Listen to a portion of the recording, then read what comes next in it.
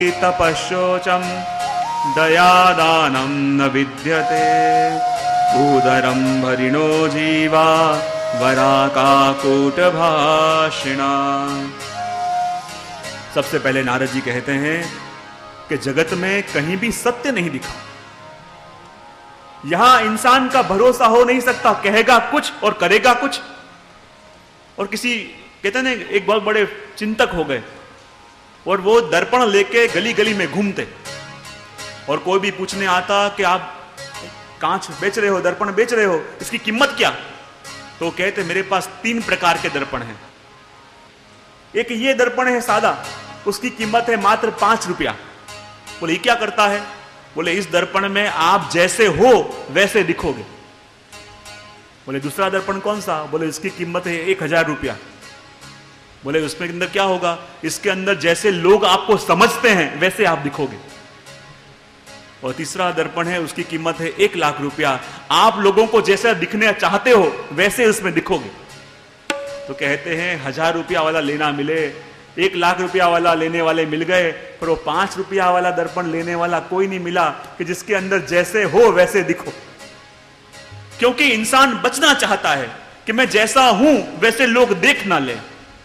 इंसान अपने आप को बचाना चाहता है, कहीं जैसा हूं वैसा दिख ना जाऊं। इसलिए लोग कहते हैं ना कि बोलने से पहले सोचो। लेकिन क्यों? क्योंकि अंदर की असली वस्तु कहीं बाहर न निकल जाए। क्योंकि अपने अंदर कुछ होता है, बाहर कुछ होता है। हम कहते कुछ और हैं, बोलते कुछ और हैं। आज जगत में कहीं भी सत्य नहीं रहा।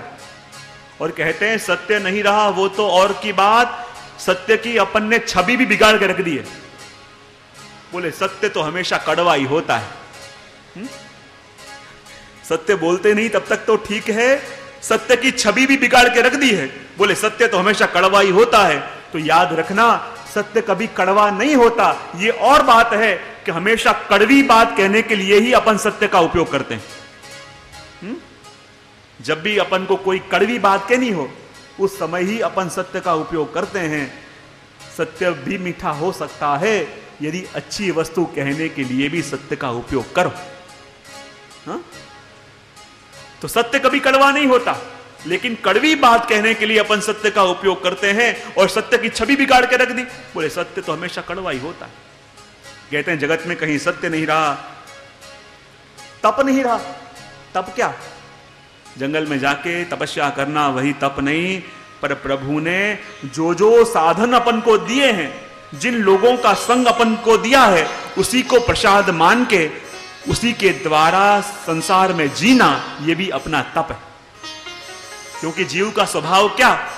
जो मिला उससे असंतोष, और जो नहीं मिला हमेशा उसकी कामना। जो मिला उसका असंतोष और नहीं मिला सारा जीवन उसी की कामना। इसलिए अपना तन भी अशांत और मन भी अशांत। जो प्रभु ने दिया है उसका कभी धन्यवाद नहीं माना, लेकिन जो प्रभु ने नहीं दिया उसी का गुणगान। प्रभु आपने ये भी नहीं दिया, वो भी नहीं दिया, वो भी नहीं दिया। शायद प्रभु भी पूछते होंगे, देख तेरे अधिकार से बहुत ज्यादा वस्तु मैंने तुझे दे दी है। जितना मैंने तुझे दिया है क्या इतना भी तेरा अधिकार था? लेकिन प्रभु ने जो सगवड़ दी, जो साधन दिए, जो परिस्थिति दी, उसके अंदर अपन जीवन जी के दिखाएं, वो भी अपना तप। और वो तप भी कहां नहीं रहा, क्योंकि लोग जो नहीं दिया उसके लिए रोते रहते हैं और जो दिया उसका धन्यवाद प्रभु से कभी नहीं मांगते। दूसरा कहा तपशोचम, कहीं पवित्रता नहीं रही।